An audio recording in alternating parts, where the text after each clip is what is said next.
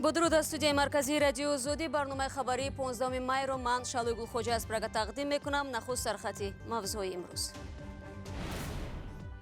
لوکاشенко ба душанбе омад. Эмомали Раҳмон умедвор аст ки дар оянда табодули молу коло бо Беларус тақвият меёбад. амрико сафораташро дар Байтулмуқаддас боз кард. фаластиниҳо эътироз доранд. шӯрои амнияти созмони милал вазъ дар ховари миёнаро баррасӣ мекунад. либосҳои мактабӣ танҳо аз ширкатҳои ватанӣ. волидайн қарздор шуданд. корхонаҳо дар ҷамъоварии маблағ мушкил мекашанд. بعضی مکتب‌ها میگیرن بعد دیگه نمیدونم که دیرکتورای مکتب استفاده میکنن و سور و خرس دیگه سر وقت آورده نمیتونن. امروز در پی ملاقات پرزیدنتان تاجیکستان و بلاروس در دوشنبه 15 سند و سازشنامه به امضا رسید. دو کشور به اصطلاح خریطه راه را قبول کردند که همکاری‌های جانب‌ها را در سال‌های 2019 تا 2020 در نظر می‌گیرد. الکساندر لوکاشنکو رئیس جمهوری بلاروس شام دیروز با سفر رسمی وارد دوشنبه شد. مومن احمدی با تفصیلات بیشتر. ضمن سفری رسمی الکساندر لوکاشنکو به دوشنبه او را امامعلی رحمان رئیس جمهوری تاجیکستان پیشواز گرفت. دو طرف بعد مراسم استقبال در کاخ ملت مسائل همکاری‌های دو جانبه از جمله زیاد کردن مبادلات مال را بررسی کردند.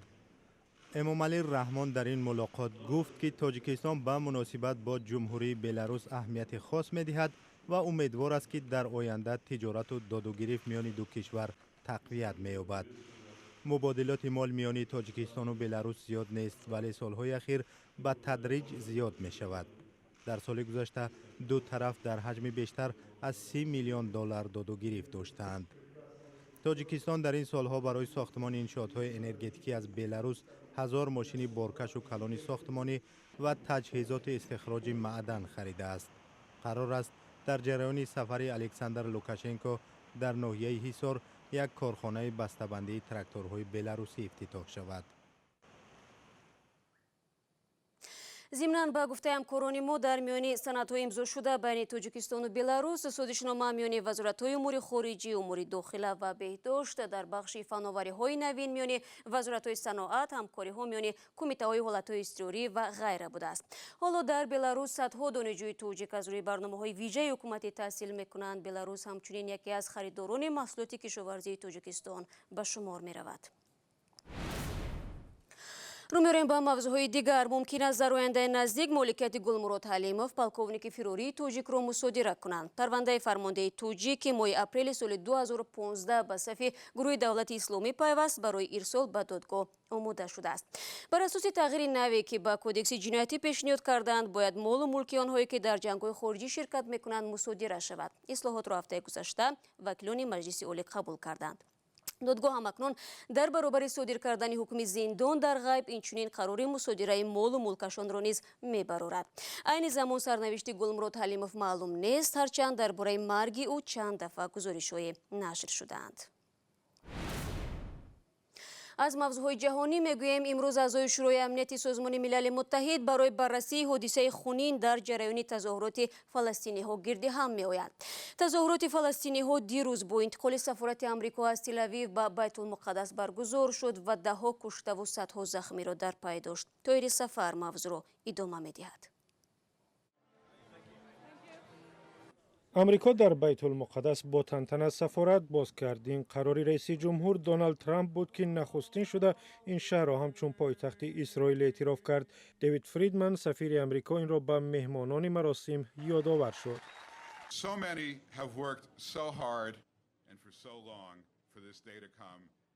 بسیاری ها زحمت کشیدند که این روز فرا رسد. باید به همه آنها تشکر گفت. ولی در اصل این واقعه تاریخی به شرافت شجاعت و ارزش‌های بلند اخلاقی یک نفر امکان پذیر گشت. ما باید از دونالد ترامپ منتدار باشیم.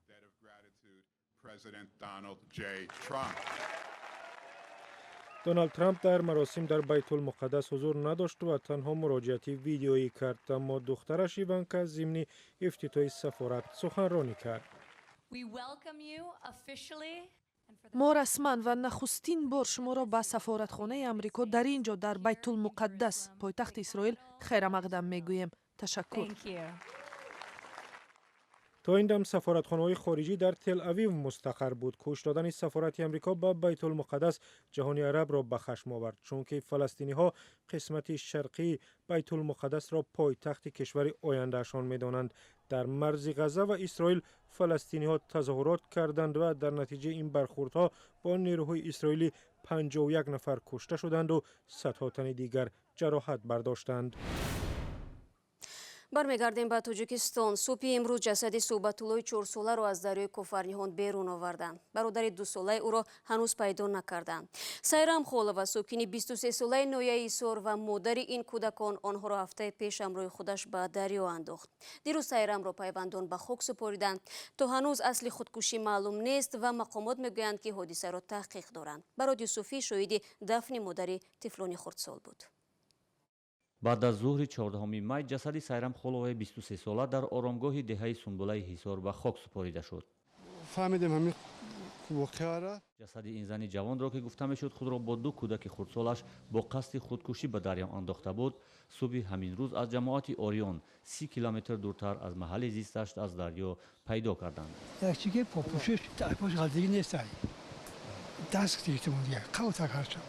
اینا مخصوص اینجا گذاشته است که مردم اقلا آگاه شوند که ما همه آگاه رفتیم.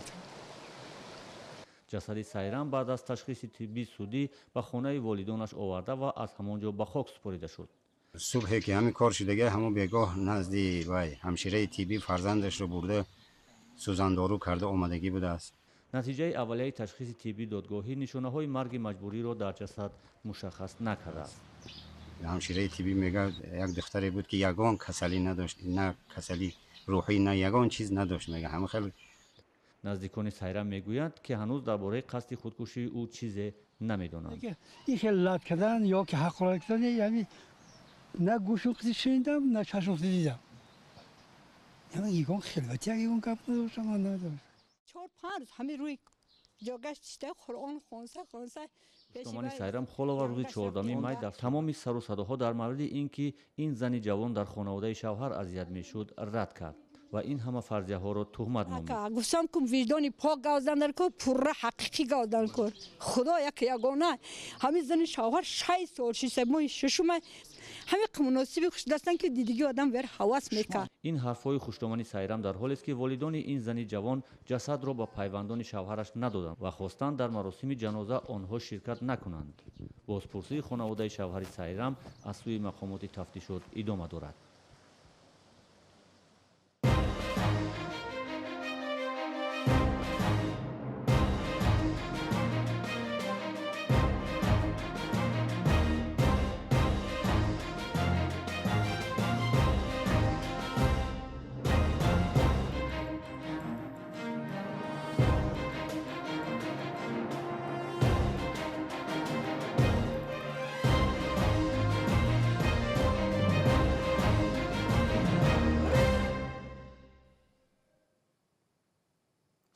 шумо барномаи хабарии радиои озодиро тамошо доред. 15 май дар Тоҷикистон ҳамчун рӯзи оила ёд мешавад. дар ин росто мақомот ба парлумон пешниҳод карданд ки барои ҷилавгирӣ аз издивоҷи ноболиғон муқаррароти қонун сахттар карда шавад.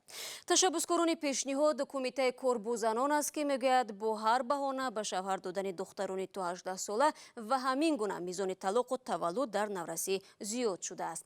Сарвинози Рӯҳулло мавзӯъро шарҳ медиҳад. кумитаи корбозанон ва оила ба парлумони кишвар пешниҳод кардааст ки кодекси оиларо ислоҳ кунад. то ба гуфтаи мақомоти кумита пеши роҳи сӯи истифода аз он гирифта шавад. Марҳабо Олимӣ, муовини раиси кумита, ба радиои Озодӣ гуфт солҳои ахир мавридҳои ба шавҳар додани духтарони 17 сола бо иҷозаи додгоҳҳо зиёд шудааст ва дар баъзе маврид сабабҳои иҷоза додан ба чунин издивоҷҳо бемантиқ аст. ба гуфтаи ӯ бисёриҳо бо ҳар баҳона духтарони худро дар синни то 18 солагӣ ба шавҳар медиҳанд. Бояд дар қонун ҳолатҳои истисноӣ дақиқ оварда ва аз қонун сӯи истифода сурат нагирад. дар Тоҷикистон ки бар асоси қонун издивоҷ фақат баъди 18 солагӣ мумкин аст, додгоҳҳо дар ҳолатҳои истисноӣ иҷоза медиҳанд ки духтарони то 18 сола шавҳар кунанд. Аммо ба гуфтаи мақомоти кумитаи корбозанон ҳоло хонаводаҳое ҳастанд ки ба додгоҳ меоянд ва мегӯянд ки мо шароити хуб надорем ва бояд духтарамон шавҳар кунад, ё мегӯянд ки ба фалон беморӣ гирифторанд ва бояд духтарашон издивоҷ кунад. ҳоло дақиқ нест ки парлумони кишвар пешниҳоди кумитаи корбозанонро барои тағйирот дар кодекси оила ба инобат мегирад ё не. Агар ҳа, ҳанӯз замони баррасии он мушаххас нест. сарвинози рӯҳулло буд ҳамкорам аз душанбе ки барои шумо гузориш медод. зимнан издивоҷҳои бармаҳал ва аз ҳам пошидани оилаҳои ҷавон дар Тоҷикистон солҳои охир ба як мушкилоти доғи ҷомеа табдил шудааст. тибқи омори тозаи кумитаи корбозанон танҳо дар 3 моҳи соли ҷорӣ беш аз 3000 хонавода аз ҳам ҷудо шудааст. пажӯҳишҳо ҳам нишон доданд ки 44% духтарон дар Тоҷикистон 19 сола нашуда издивоҷ мекунанд ки дар муқоиса ба 5 соли пеш 5% зиёд будааст. барномаро идома медиҳем. дар вилояти Хатлон даҳо хонавода аз як ширкати таҳиякунандаи либосҳои мактабӣ беш аз 20 000 сомонӣ қарз доранд. нигаронии ин волидайн аз он аст ки барои соли нави таҳсил қарзи нав зам хоҳад шуд. чунин вазъият баъди дастури вазорати маориф дар бораи харидории либоси мактабӣ аз ширкатҳои ватанӣ ба вуҷуд омадааст. ҳарчанд дар гузашта харидани ин гуна либосҳо аз бозорҳо иҷозат буд. чунучаро ин мавзӯъ дар гузориши Абдулла Ашуров. худойназар Сатторов 3 набера дорад ва аз низоми харидани либоси мактабӣ норозист. манзури ӯ муассисаҳои таълимӣ ва шуъбаҳои маорифанд ки волидайнро маҷбур мекунанд либосҳои мактабиро аз ширкатҳои мавриди назари онҳо бихаранд. ай мактаб бихаред мега, ай мактаб закат мекуна, закат мекунам баъд ҳамҷа мехарам. اگر بزرگ خرید شما در ارزان نیست همه ارزان میگه لیکن همین این ماموریتی همین نوحیه نمیمونه. حالا در شهر و ناحیه‌های ولایت ختلان موسم بستن شرطنامه‌ها برای سال خونش 2018 ادامه دارد. ریاست معارف ختلان میگوید الکی با 49 کارخانه ولایت برای دوختن لباس مکتبی برای زیاده از 408,000 خواننده شرطنامه بستند. این الکی حضور 100% تشکیل میکنه. شرطنامه بندیش رفت اجرایی اکن موهای در پیش سوده معین میگردد که تا چه اندازه اینو اجرایش میشه. امسال بار اول است که جای مکتب‌ها شعبه‌های معارف با کارخانه‌ها شرطنامه می‌بندند. بعضی مکتب‌ها میگیرن بعد دیگه نمیدونم که دیرکتورای مکتب استفاده میکنن اصول رو خلاص دیگه سر وقت آورده نمیتونن. وابسته شدن والدین به خرید محصولات کارخانه‌های دوزندگی باعث پیش رفتن تجارت میرزا سعیدوف شده است، اما در جمع آوری پول مشکل دارند. سال گذشته فقط از ناحیه باختر زیاده از 8,000 لباس مکتبی کارخانه او را خریدند و امسال الکی برای خوانندگان 14 ناحیه ختلان فرمایش گرفته است. اگر کسون برو بیان 205 اینو تا 11 ای 5 تا 8 190 سم برو کو کسونش از صنف 1 تا 4 175 سم. ساکنان را وابستگی از محصولات گران کارخانه‌های دوزندگی نگران کرده است.